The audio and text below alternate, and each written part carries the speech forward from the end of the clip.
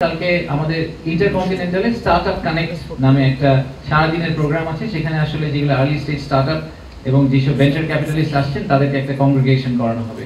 বেশ কিছু match making event হবে, নেটওয়ার্কিং হবে, কিছু প্যানেল হবে, সব মিলিয়ে টিলিয়ে কালকে সারা দিনটা হচ্ছে আসলে ঢাকা শহরে হচ্ছে সারা দিনটা স্টার্টআপদেরকে ফোকাস করে করা। আমাদের সামিট কালকে থেকে শুরু হচ্ছে।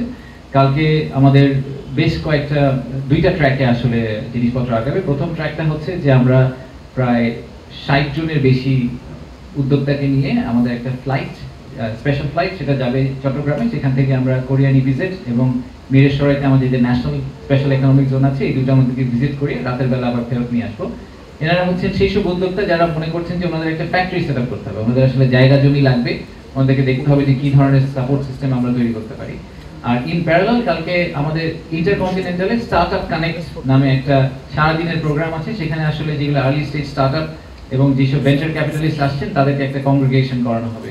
বেশ কিছু ম্যাচ মেকিং ইভেন্ট হবে, নেটওয়ার্কিং হবে, কিছু প্যানেল হবে, সব মিলিয়ে টিলিয়ে কালকে সারা দিনটা হচ্ছে আসলে ঢাকা শহরে হচ্ছে সারা দিনটা স্টার্টআপদেরকে ফোকাস করে করা।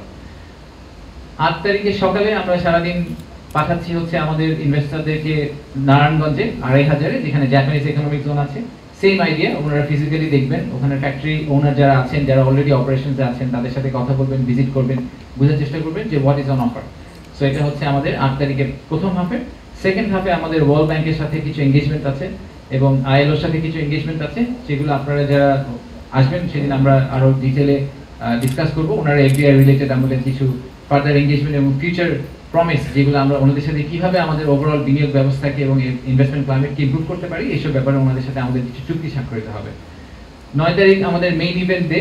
9 তারিখে সারাদিনের প্রোগ্রাম খুবই বিজি। একই সাথে উদ্বোধনী অনুষ্ঠানটি ছাড়া 10টা থেকে 11:30 পর্যন্ত বাকি সারাদিন আসলে মাল্টিপল প্রোগ্রামস চলবে, 3-4টা প্রোগ্রাম প্যারালালি চলতে থাকবে।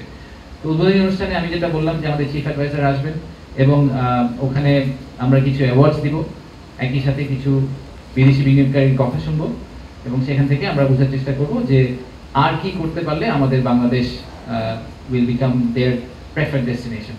তারপরে আমরা একটা ছোট্ট ইউথ এন্টারপ্রেনারশিপের একটা ফেয়ারের মতো করেছি, একটা কনক্লেভের মতো করা হয়েছে। ওখানে আমাদের প্রধান উপদেষ্টা যে কিছু আর্লি স্টেজ কোম্পানিদের সাথে কথা বলবেন, ওটা আমাদের ইন্টারকন্টিনেন্টালের ভিতরেই হবে, বলে উনি ওখান থেকে চলে যাবেন।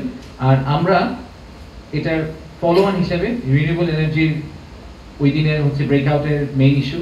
সো সেদিন সেকেন্ড হাফে রিনিউয়েবল এনার্জি নিয়ে কথাবার্তা হবে, বেশ কয়েকটা এমওইউ সাইন হবে, বেশ কয়েকটি কোম্পানি যারা ইনভেস্টমেন্ট প্রমিস করবেন তাদের সাথে আমাদের কিছু এমওইউ সাইন হবে।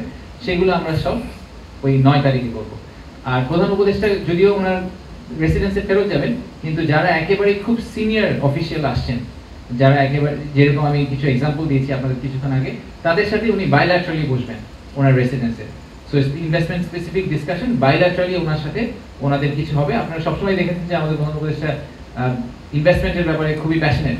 তো উনি নিজেই চেয়েছিলেন যে যারা বড় উদ্যোক্তা আসবেন তাদের সাথে উনি যাতে বাইল্যাটারালি আলাদা করে বসতে পারেন এবং তাদের পয়েন্ট অফ ভিউতে জানতে পারেন। সো ফর এক্সাম্পল জার্মান একটা ডেলিগেশন আসবে, সেই জার্মান ডেলিগেশনের সাথে উনি আলাদা করে বসবেন, কোরিয়ানদের সাথে উনি আলাদা করে বসবেন, চাইনিজদের সাথে উনি আলাদা করে বসবেন, বিকজ প্রত্যেকটা গ্রুপের আবার ডিফারেন্ট এক্সপেকটেশন আছে বাংলাদেশের কাছ থেকে।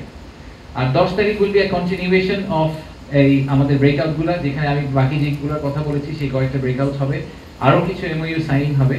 আর এর সবকিছুর মাঝখানে 9 তারিখ সন্ধ্যায় একটা প্লাগ আছে আমাদের, সেই প্লাগটা হচ্ছে আমাদের cultural journey, Bangladesh through a different lens. এই প্রোগ্রামটার ব্যাপারে আমি পার্সোনালি খুবই এক্সাইটেড। আমার ধারণা যে বাংলাদেশের যে আমাদের পার্সোনাল যে আইডেন্টিটি, সেই আইডেন্টিটিটাকে এক্সপ্রেস করার জন্য খুব সুন্দর করে আমরা একটা প্রোগ্রাম দাঁড় করাতে সক্ষম হয়েছি মিনিস্ট্রি অফ কালচারাল অ্যাফেয়ার্সের সাথে। সেখানে আমরা যেটা করার চেষ্টা করছি যে একজন ক্লাসিক ব্যবসায়ী পক্ষ থেকে তো বাংলাদেশকে দেখা একরকম, কিন্তু যারা ব্যবসায়ী এই ইনভেস্টমেন্ট কমিউনিটির বাইরে, ফর এক্সাম্পল যে একজন ফটোগ্রাফার, যে একজন মিউজিশিয়ান, যে একজন ফুটবল প্লেয়ার, তারা বাংলাদেশকে কিভাবে দেখেন, তারা বাংলাদেশের মানুষের আইডেন্টিটিকে কিভাবে দেখেন, যে একজন মিউজিশিয়ান সে কিভাবে দেখেন।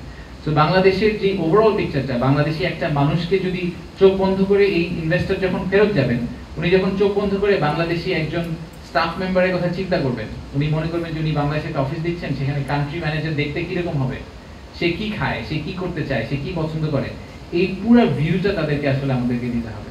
So that they feel confident যে বাংলাদেশে যদি আমি একটা অফিস সেট আপ করি, সেই অফিসে যে লোকগুলা কাজ করবে, সেই লোকগুলো আসলে আমার অর্গানাইজেশনকে খুব ক্লোজলি দেখে রাখবে। তো সেই পার্সপেক্টিভ থেকে আমরা 9 তারিখ সন্ধ্যায় আমাদেরকে একটা ফুল কালচারাল ইমার্সিভ জার্নির ভিতরে নিয়ে যাবো। এই হচ্ছে আমাদের summary of the event. And প্রতিদিন শেষেই আমরা আসলে অল্প কিছুক্ষণ 15 মিনিট করে আপনাদের সাথে কথা বলবো, আপনাদেরকে ওই দিনের আপডেট দেওয়ার জন্য, যে ওই দিন আমাদের প্রাইমারিলি কি হলো, কে আসলো, কোনো মেজর ধরনের অ্যানাউন্সমেন্ট হলো কিনা, সেই সব কিছুই আমরা ওই দিন বিকালে ইউজুয়ালি ডে এন্ডে আপনাদেরকে একটা ছোট্ট আপডেট দেওয়ার চেষ্টা করবো।